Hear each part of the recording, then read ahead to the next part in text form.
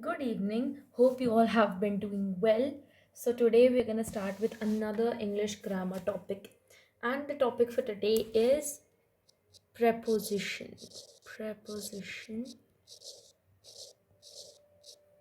So, start with the topic.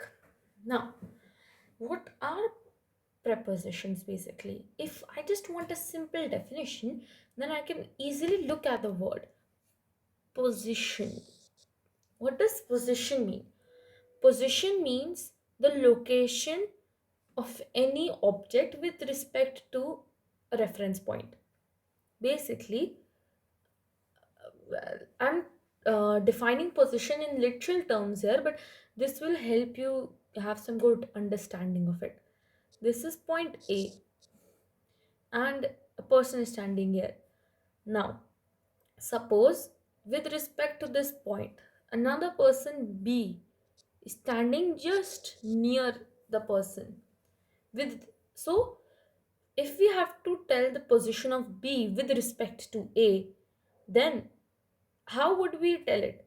We would use any word, of course, in order to tell the position, and those words which we use to tell the position or location of any object of anything with respect to a reference point is known as its position.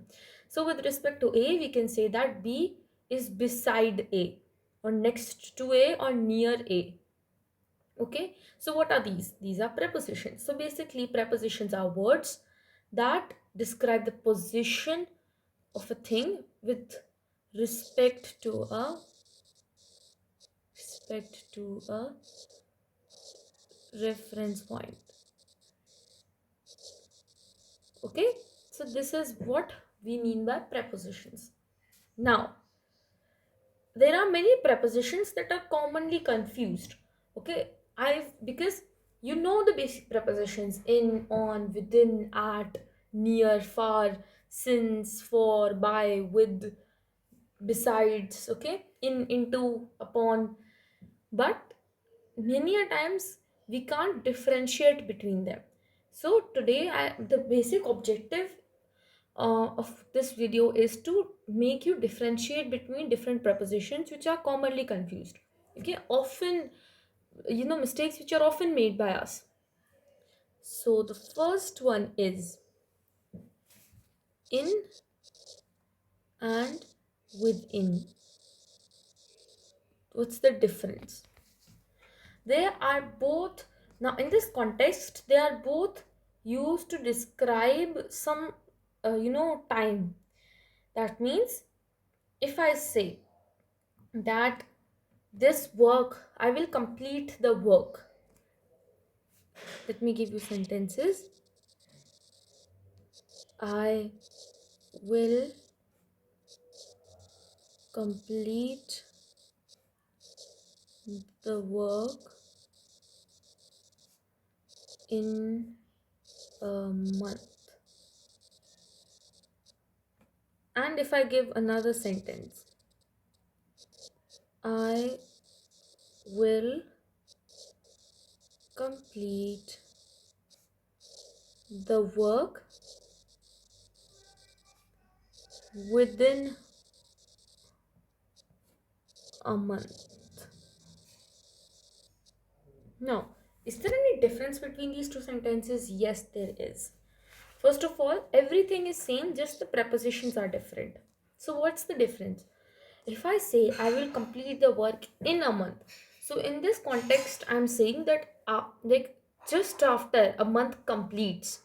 If I'm saying that today, then just after a month completes, like after the completion of that month, I'll complete the work in the whole month. Okay, so I'll take the whole 30 or 31 days to complete the work. But when I say I will complete the work within a month, that means I will complete the work before the month ends. That means I will I will probably complete the work in 20 days or 21 days or 16, 17 days or 19 days. Like before that, like within a month, before the end of the month. But whereas if I say I will complete the work in a month, that means at the end of the month I will complete the work. That means just after 3 days are I will take the whole month to complete the work. While when I say within, that means before the even the month completes, before that only I'll complete the work and give it to you or whatever, submit it to you.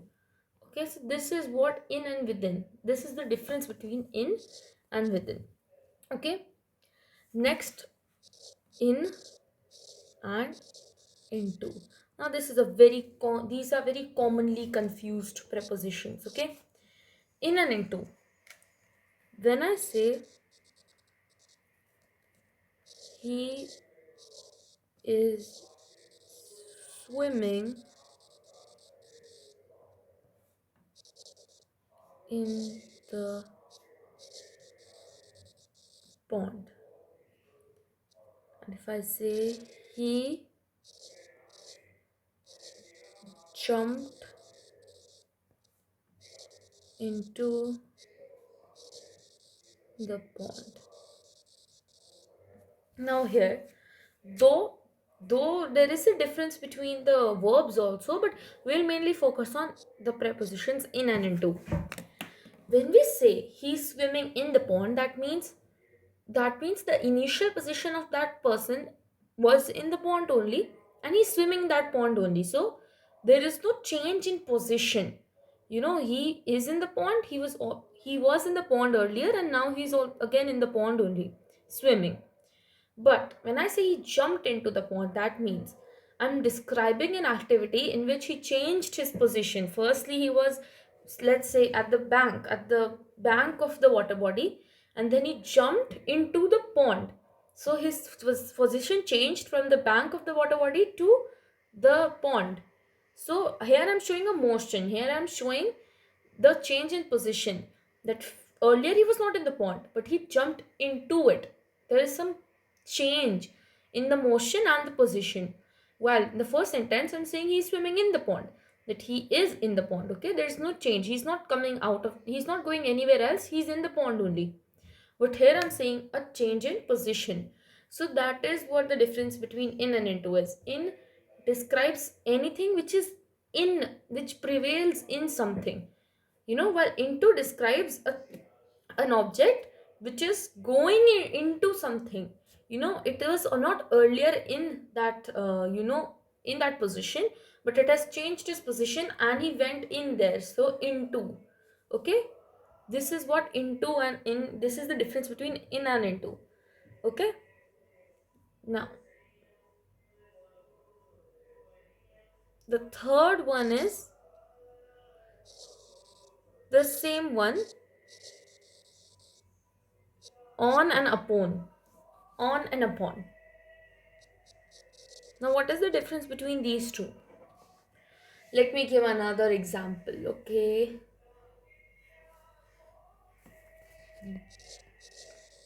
they the tiger is on the tiger is on the hill. The tiger is on the hill or standing on the hill? The tiger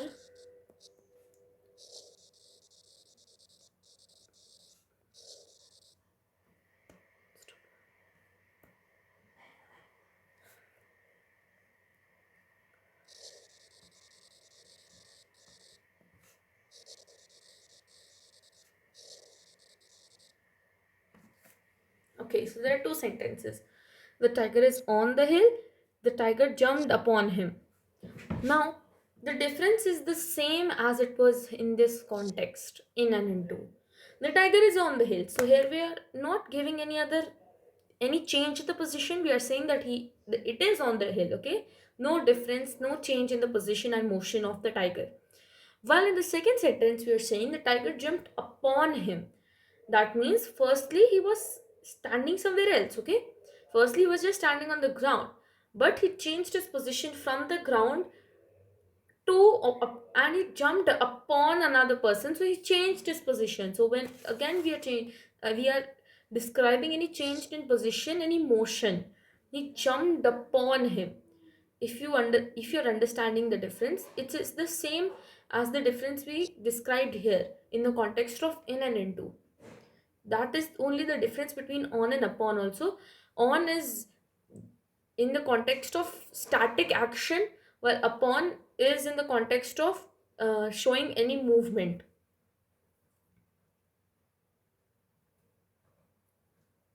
Now,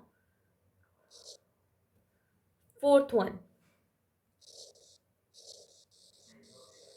beside and besides. Now, beside basically means when an object is near something. He's standing near him, he's standing beside him. Near and beside can be used interchangeably. Besides, however, is totally different. Besides is like, saying in addition to, as well, in addition to. That means, besides eating chocolates, I also eat ice creams. So, I eat, that means what I'm trying to convey is I eat chocolates in addition to. That means all and also ice creams.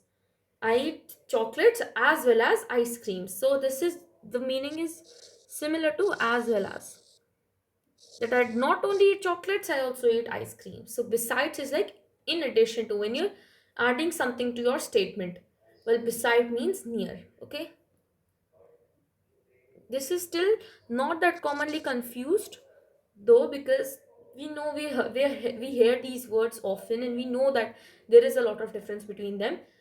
While these prepositions are commonly confused because their meaning also sometimes, there is not they do not differ sometimes, their meanings. While in the context of these two prepositions, the meaning is also clearly different, so it's not that these are not commonly confused among us.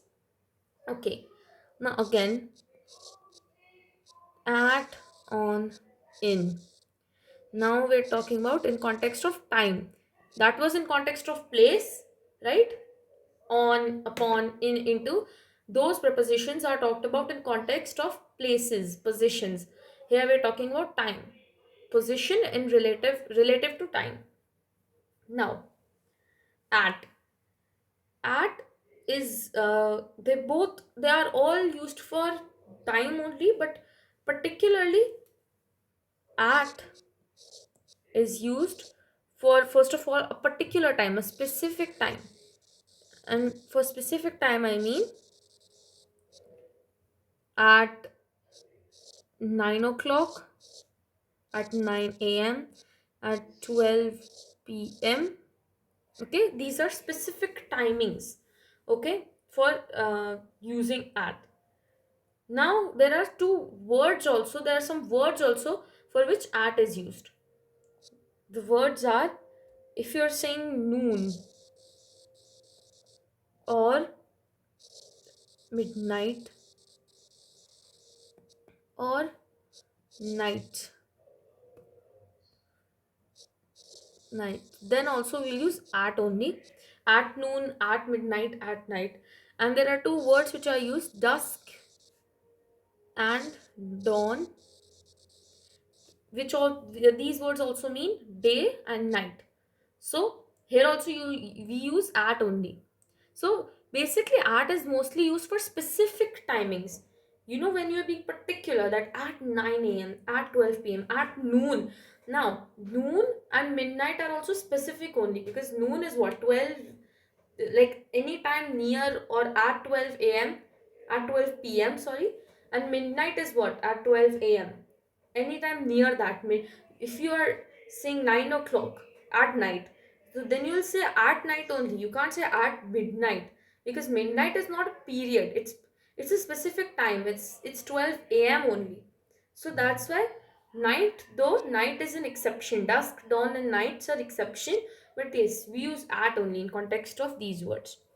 Now, on. On is basically used when you're talking about any date or any day.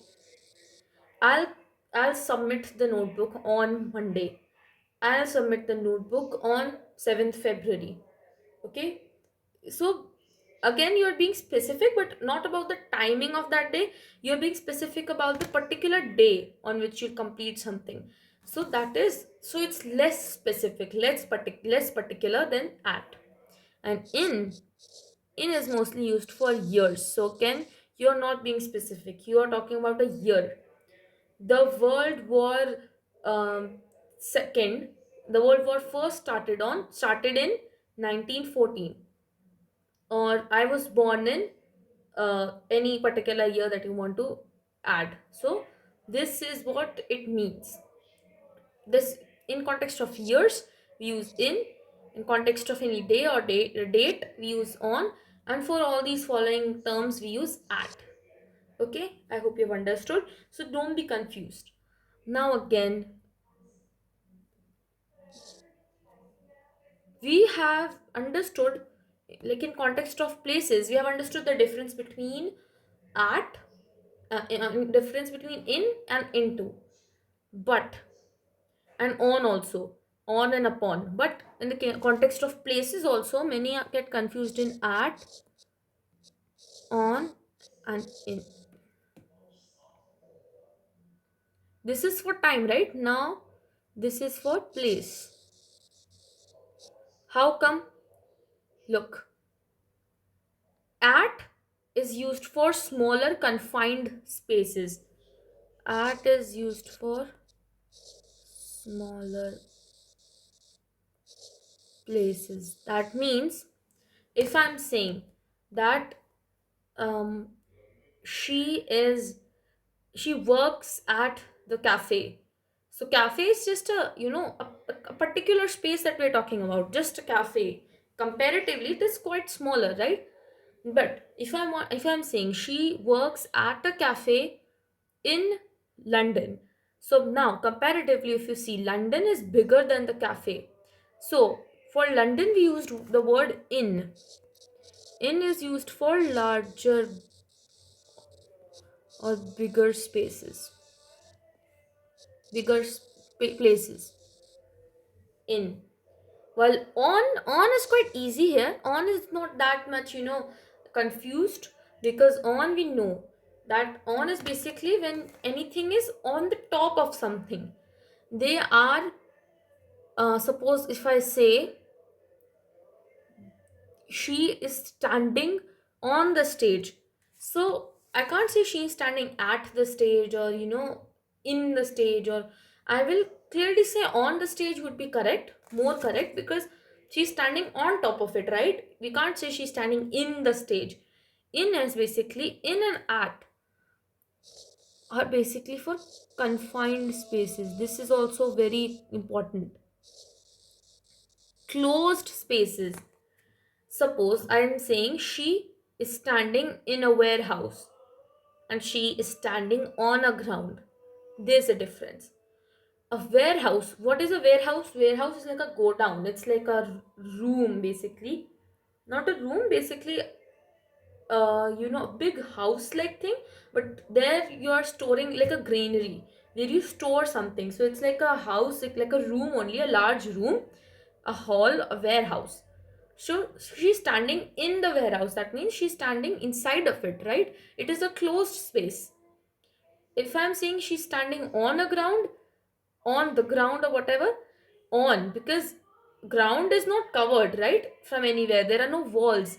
Ground is like an open space. So on is for open spaces. Okay, this is a difference that you want to know. Otherwise, I think you can differentiate between these two. Okay, now 7 is by and with. This is also a common mistake. Suppose I now in these two prepositions we'll have to be very careful. Very careful. Why? By is basically used for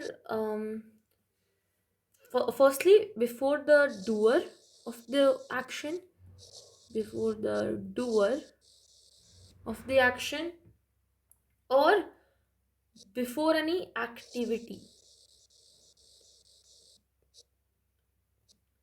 For example, the gift was given to me by Sneha. So the gift was given to me by Sneha. Sneha gave the gift, right? So she was the doer of the action. So in passive voice, you must have noticed that in passive voice, whenever we convert the sentence from active to passive, then before the doer, before the subject, we always add by.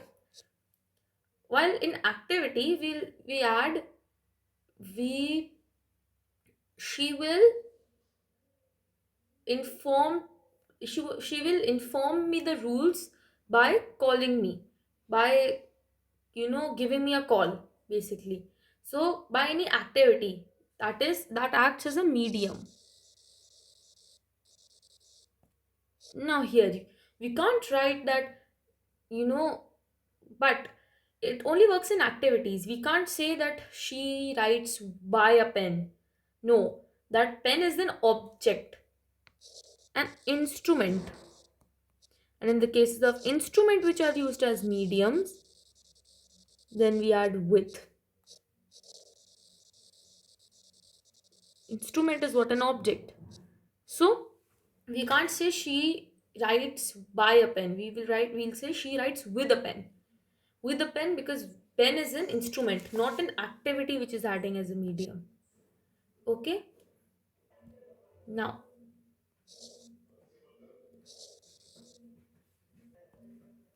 since and for.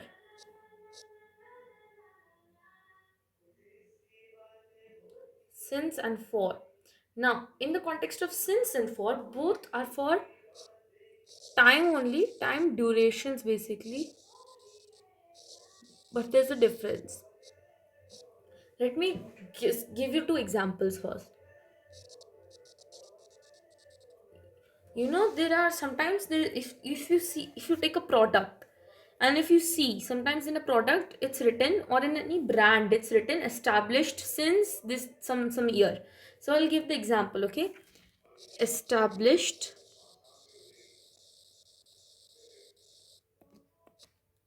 since 1942, let's say. And second, I'll give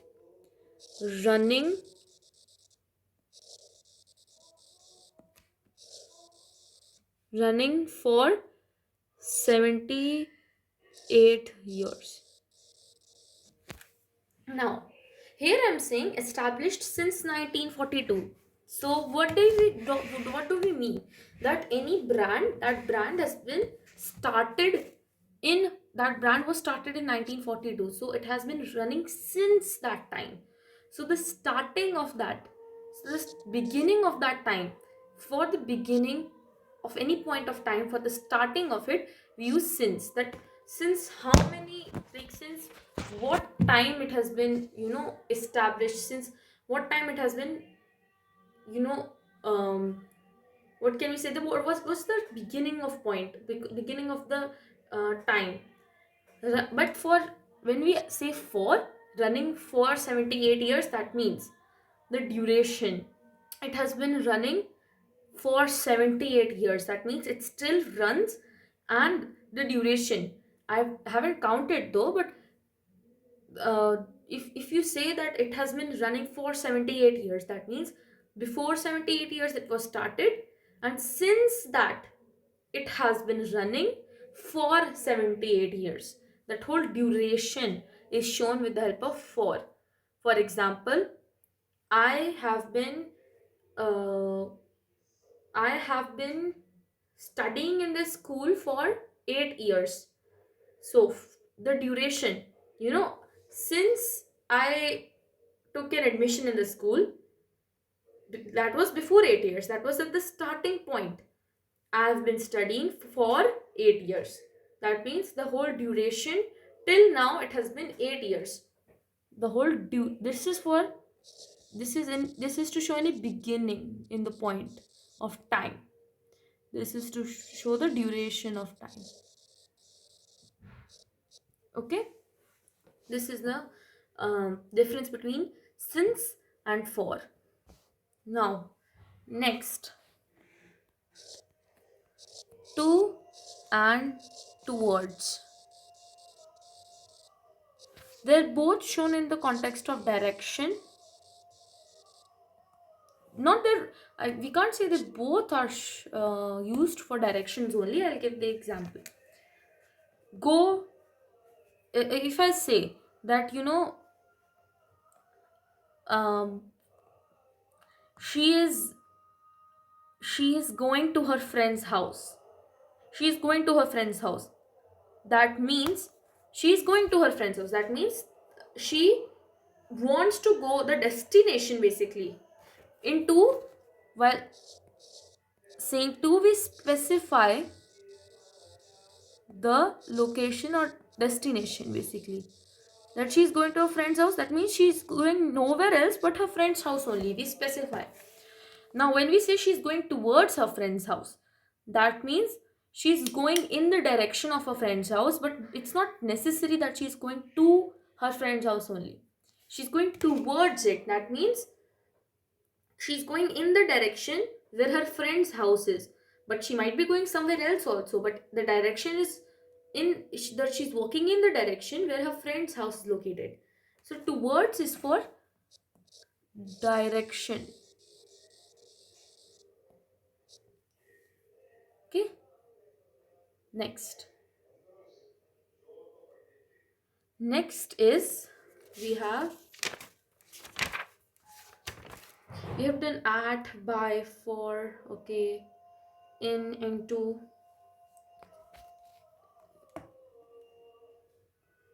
Now I think you might have no problem with this, but still let me discuss off and off. The pronunciations though are same, but the spellings as well as the meanings are very different. Off is used for any, possession, any belonging. This building is of hers, or this book, this book consists of let me say 100 pages. So it's for showing any connection or any possession. Well, off is for showing, basically for showing disconnection,